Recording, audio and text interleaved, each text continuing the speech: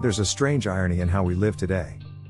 We race to chase the next breakthrough, the newest study, the latest life hack, as if truth was something we just discovered yesterday.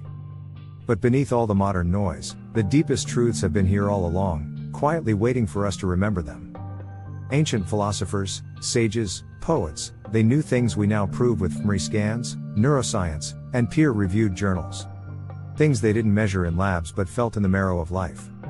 They didn't need data points to validate what they saw clearly in human hearts. One of the most powerful truths? Your thoughts shape your reality. Long before we talked about neural pathways and cognitive restructuring, ancient wisdom taught us to guard our minds. They warned us that what we repeatedly think becomes what we believe, and what we believe shapes what we see. Modern science now calls this neuroplasticity. Your brain literally rewires itself based on what you focus on. The ancients simply called it watching your mind. When you dwell in fear, your brain strengthens pathways that expect threat. When you nurture gratitude, your brain learns to seek goodness even in chaos. Thousands of years ago, they didn't have brain scans, they had lived experience. And they understood, we suffer more in imagination than in reality. Another ancient principle? You become what you practice. Stoics, Buddhists, Eastern philosophers, all echoed this idea. They spoke of the importance of daily rituals, small consistent actions, choosing virtue not once, but every day. Modern science now shows us habit loops and the power of micro-habits to change our entire lives over time. They knew that transformation doesn't arrive as a lightning bolt. It comes quietly, in the mundane moments no one applauds. In choosing kindness when anger would be easier. In returning to presence when your mind wants to run. In taking one more conscious breath instead of reacting from fear. Health is the greatest wealth. This wasn't just a saying to the ancients, it was a way of life. They understood the mind-body connection long before we had terms like psychosomatic or somatic therapy. They knew that emotional pain lives in the body. That unprocessed grief weakens us physically. Today, science maps how chronic stress alters the immune system, how resentment can manifest as disease, how healing the mind can heal the body. The ancients fasted, moved, meditated, prayed. Not to look good on social media, but to stay in harmony with nature and self. They knew that a strong mind cannot thrive in a neglected body. And modern studies now confirm, well-being is holistic. The obstacle is the way. When life hurt, ancient wisdom didn't tell you to escape or numb. It said to lean in, learn, transform. Today, psychology calls it post-traumatic growth. We see research showing that some of the most resilient, wise, and fulfilled people are those who faced suffering fully and allowed it to shape them rather than break them. The ancients knew struggle wasn't punishment, it was an invitation. A mirror showing us our rough edges, our attachments, our illusions. It was never about avoiding pain, but about growing large enough to hold it without losing our center. Happiness depends upon ourselves. Long before positive psychology and self-determination theory, the ancients taught that true joy is not handed to us by the world.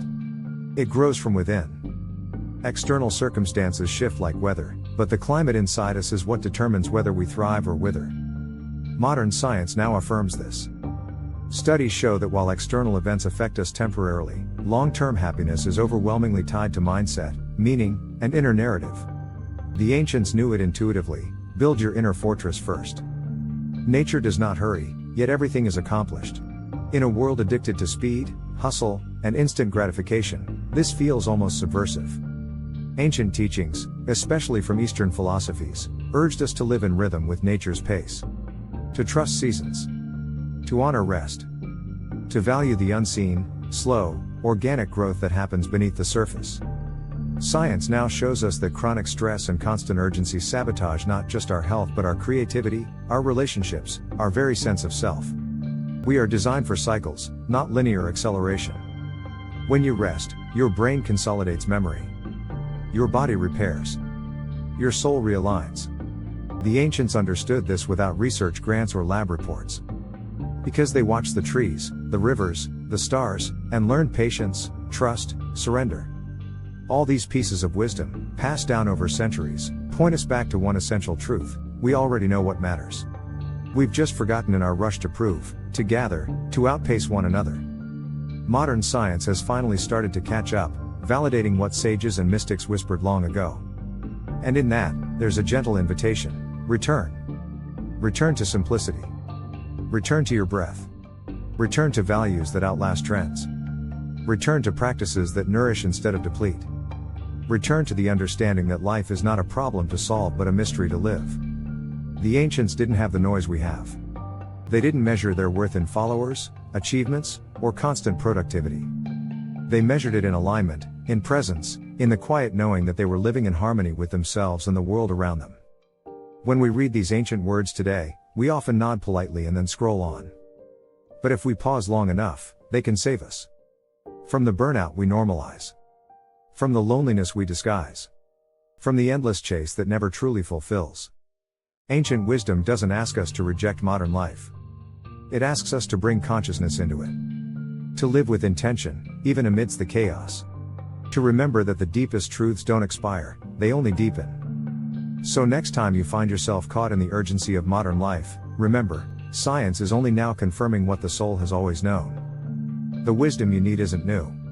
It's ancient. It's been waiting for you all along, in your breath, your heartbeat, your quiet knowing. And maybe the most revolutionary thing you can do today is to listen.